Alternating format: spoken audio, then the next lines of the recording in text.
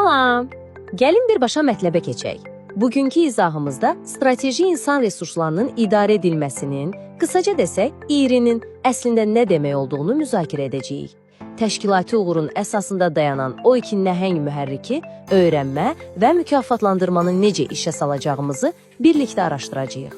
Bugün nələrə əhatə edəcəyimizə qısaca nəzər salaq.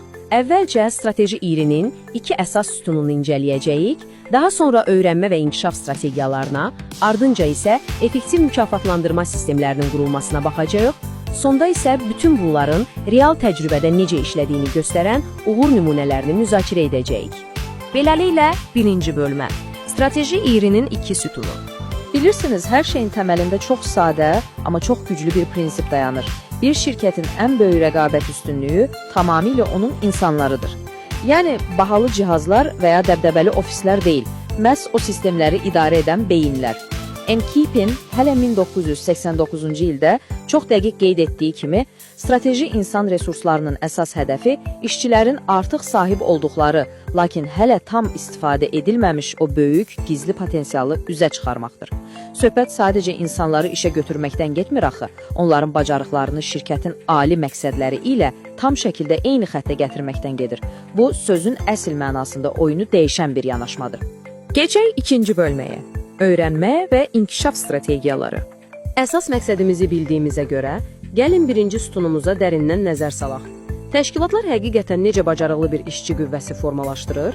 Peşəkarların dilində danışmaq üçün ilk növbədə 3 vacib anlayışı, öyrənmə, təlim və inkişaf arasındakı fərqləri aydınlaşdırmalıyıq. Doğrudur, bu terminlər çox vaxt bir-birinin əvəzinə istifadə edilir, amma əslində tamamilə fərqlidirlər. Baxın, öyrənmə fərdin sadəcə yeni bilik əldə etməsidir. Təlim isə xüsusi proqramlarla bu biliklərin konkret davranışa tətbiq edir. Bəs inkişaf? İnkişaf insanın öz daxili potensialının fərqinə varması və şəxsiyyət olaraq böyüməsidir.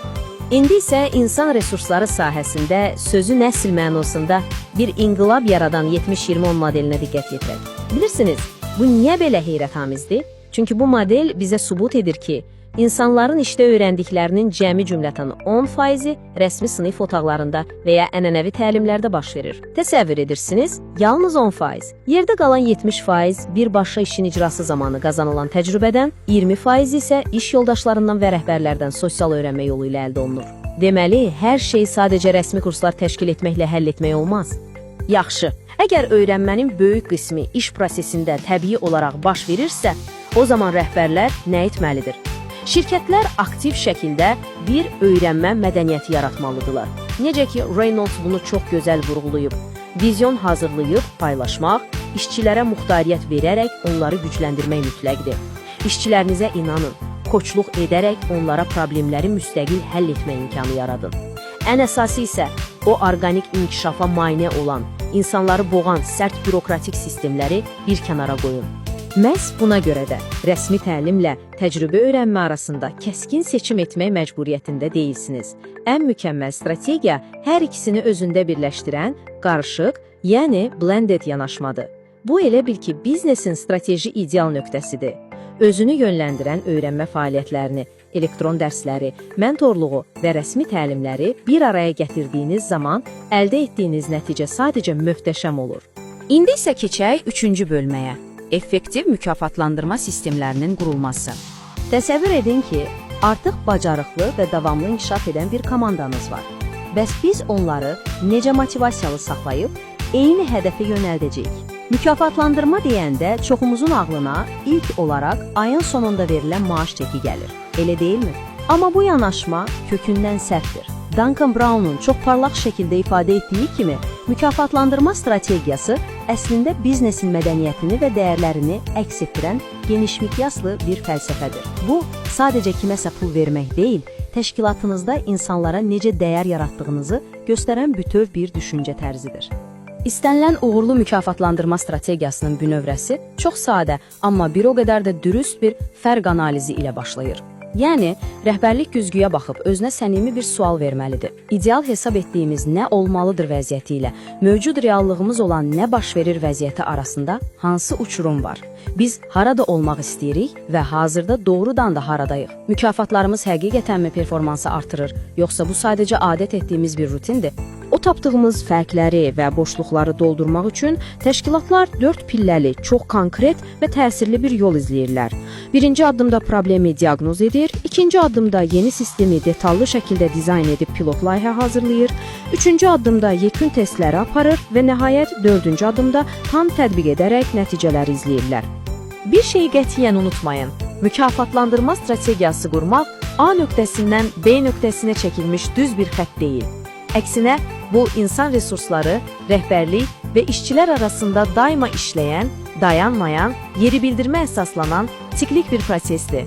Vəziyyət və ehtiyaclar dəyişdikcə sizin strategiyanızda mütəmadi olaraq uyğunlaşmalı və inkişaf etməlidir. Gəldik 4-cü bölməyə. Nəzəriyyədən təcrübəyə, uğur nümunələri. Yaxşı, bəs bütün bu maraqlı nəzəriyyələr real dünyada necə işləyir?